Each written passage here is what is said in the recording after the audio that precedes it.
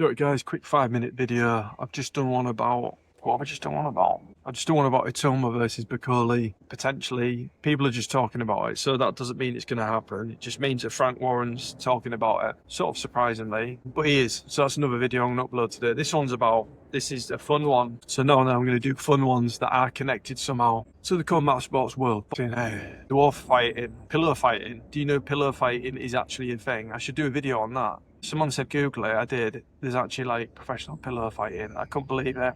They looked really good. They was athletes as well. I was like, this is fucking mad. So this one's about grannies that box. So older people that instead of becoming old and thinking, I'm becoming old and tired, I should just sit in my chair and gaze out the window with that fucking pointless game show on in the background. They are still active. I'm glad to say my parents are active. They're in the 70s now. They walk a lot. When it's sunny, my dad loves getting out with the dog. Walking in general is huge for your health. The 10,000 steps thing seems to be a good guideline to stick to. But anyway, I saw an Instagram video yesterday and there was an old woman and she must have been like 80 years old at least. And she was on like the ladders doing boxing training. Not climbing a ladder, but the ones that you put on the floor. I used to have some, I think, speed ladders. She was training and I've looked at some of her videos and she's training like a beast really. And this is someone that's 80 years old. And it just got me thinking, is this like an anomaly? Do more people do this? And apparently they do. A lot of people in their more advancing years, including people with Parkinson's, train boxing, which I thought that is fucking awesome. Because we all have a laugh sometimes when we see videos of older people training, of fat people training, of people like me training with chicken legs. We all have a laugh in that, but like I said in the previous video, I give respect to anyone that's got up in the morning and thought, I'm going to go to the gym, do some exercise. It will help me with my everyday life. So when you see people in the 70s, there's another guy, I watched his channel the other day, I think it was Muzzy's sports channel, and there's footage of him in the gym training, and fantastic. He's 71, and he looked really good in the gym as well. And I think with boxing, it gets demonized sometimes. It is a violent sport. You can't really argue against that. And I know they won't have it in schools because they'll say, oh, the kids will just be going around punching each other, which unfortunately some of them would be, the naughty ones. The majority of the good ones that wouldn't, but whatever.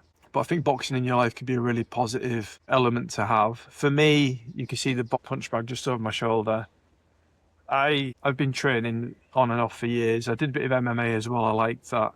I even did one Olympic wrestling session, which, fucking hell, it could be the hardest thing I've done. It was this really stocky dude just throwing me around. But it's good, it enriches your life. When I originally first went into a kickboxing gym, it was when I was at a really dark place.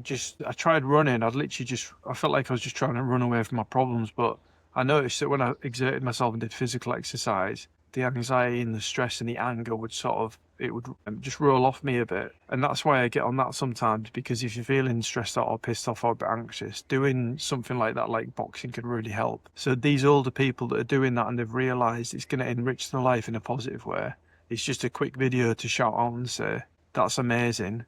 Because a lot of people, I mean, any age, there are a lot of lazy bastards that will say, oh, I want to get this, I want to get that, I want to attain this. And when I was a personal trainer, I heard it sometimes. I remember once I had one guy that said, oh, he gave me some money to train him for a few weeks. He said, oh, I'm off on holiday to Ayia Napa in 2 weeks, so I want a six-pack. And I was just honest with him and just said that it's not feasible for someone to healthily get a six-pack in 2 weeks. It's not really feasible in any way, I don't think, unless you get like the injections that some people do, which is another can of worms I don't want to open. So yeah, if you're an older person and you box, or you train, or you walk, or you do something active, fair play. Because there are a lot of younger people, or people around my age, that are a few stone overweight and they can't do the job. I've seen them. I'm not saying if it's in my current job. I'm not going to say where or when, but I've seen people that do jobs that you should be physically fit to do, but then I've had to pick up their slack, even if it's not in my job description, because they're just too fat, to be honest. And like the biomechanics for them are hard to negotiate. They're too fat, they're out of breath, they're out of shape.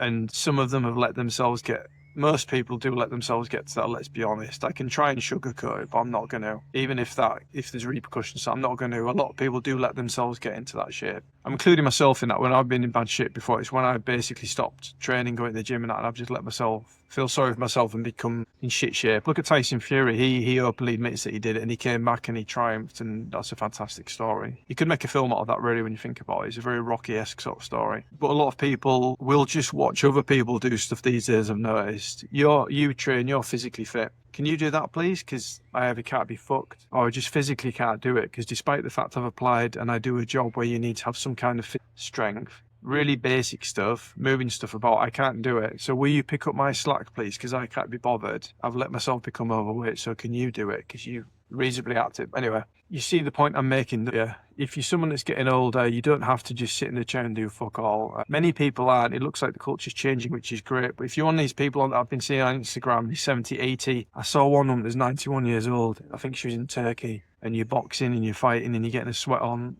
Blood, sweat and tears. Huge fucking respect to you, seriously. Huge respect. Oh, there it is. Huge respect to you. Keep it up. You have the support of most people. There'll always be some dickhead that'll put a comment saying, hey, your footwork's not very good. Hey, you should turn your hips more. Leave them alone. They're fucking 91 years old or whatever. They're training boxing. You can't pick fault like that. Fair play to you. Thanks for watching. Couch potato fights. Even this name's ironic because I'm a couch potato when I'm watching the fights and I love my snacks and that, but obviously I try and keep active. I don't want to become a big, fat, immobile bastard, pretty much. It won't be very pleasant for my wife as well and other people around me. And Fred, because I couldn't be able to take him for a walk, could I? Anyway, that's enough from me today. Look out for my videos. Comment, like, subscribe. Again, thank you for the support. Even if a few people watch this, it's cool. Hopefully a boxing granny watches it and they're like, they take something from it and they're like, thank you. I'm going to get in the gym now and spark someone out. Cheers, thank you.